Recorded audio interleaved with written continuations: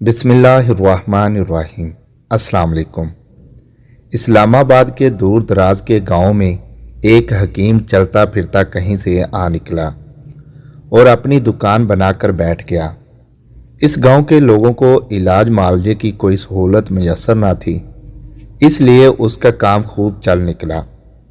کچھ ہی دنوں بعد حکیم نے یہ بات محسوس کر لی، ان سادہ لو دیہاتیوں کے پاس میرے علاوہ کوئی معالج نہیں ہے، لہٰذا مجھے خوب فائدہ اٹھانا چاہیے۔ اب جیسے ہی کوئی گاہک اس کے پاس آتا، حکیم اس سے خوب پیسے بٹورتا اور دوا کے نام پر اس کو میٹھی ٹیبلٹ کوٹ کر دے دیتا۔ دیہاتیوں کا چونکہ اس پر یقین بن چکا تھا، اس لیے ان میں اکثر کو آرام بھی مل جاتا۔ کرتے کرتے حکیم نے بہت سی دولت جمع کر لی۔ گاؤں میں ایک چالاک عورت رہتی تھی جس کو سارے گاؤں والے ماسی ہی کہتے تھے۔ ماسی چلتی پھرتی ریڈیو تھی، ہر خبر پر نظر رکھنا اور پھر آگے پہنچانا اس کا پسندیدہ کام تھا۔ ماسی کی شروع سے ہی حکیم پر گہری نظر تھی۔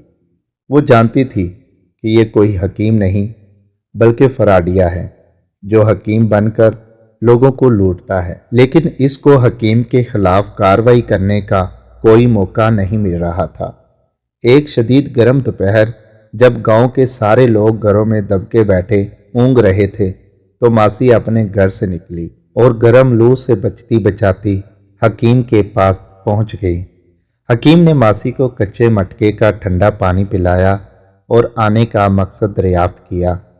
ماسی نے چور نظروں سے دائیں بائیں دیکھا اور حکیم کے کان کے پاس منہ لے جا کر بولی کہ مجھے مردانہ کمزوری ہو گئی ہے، کوئی اچھی سی دوا دے دو۔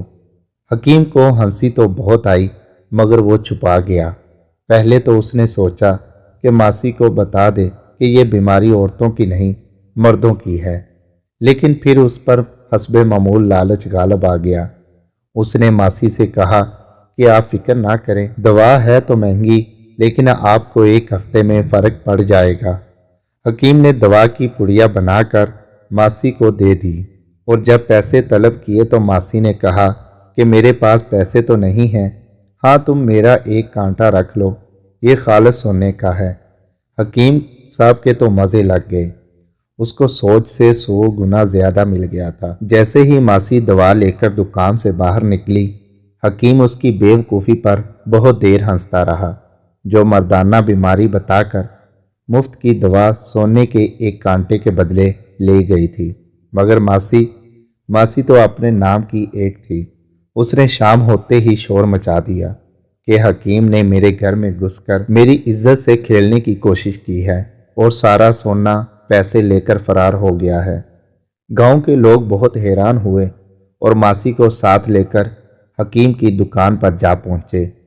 لوگوں نے حکیم کے سامنے ماسی کے لگائے الزامات دہرائے تو حکیم بیچارہ پریشان ہو گیا اور کہنے لگا کہ نہ تو میں اس کے گھر گھسا ہوں اور نہ ہی اس کی عزت اور دولت پر ڈاکہ ڈالا ہے، لیکن چالاک ماسی ضد کر رہی تھی کہ حکیم نے ایسا ہی کیا ہے، اس کی دکان کی تلاشی لی جائے۔ گاؤں والوں نے جب دکان کی تلاشی لی تو ماسی کا ایک کانٹا دکان سے برآمد ہو گیا، جبکہ اس جیسا ایک کانٹا ماسی کے پاس موجود تھا۔ اب حکیم مجرم ثابت ہو چکا تھا۔ حکیم نے اپنی صفائی میں کہا، یہ کانٹا میں نے ماسی کو دوائی دینے کے بدلے لیا ہے۔ جب لوگوں نے پوچھا کہ کون سی دوائی تو حکیم بولا کہ مردانہ کمزوری کی دوائی۔ بس پھر کیا تھا، حکیم کے چراغوں میں روشنی نہ رہی۔ چالاک ماسی نے نہ صرف حکیم کی ساری دولت ہتھیا لی بلکہ اس کو گاؤں والوں سے جوتے بھی پڑوائے۔ اب وہ حکیم حکمت چھوڑ کر مزدوری کرتا ہے، لیکن برسوں گزر جانے کے بعد بھی وہ چالاک ماسی کو نہیں بھولا۔ سمیع وائس کو سبسکرائب کرنا مت بھولیں، لائک کریں، شیئر کریں اور کمنٹ سیکشن میں اپنی رائے کا اظہار ضرور کریں۔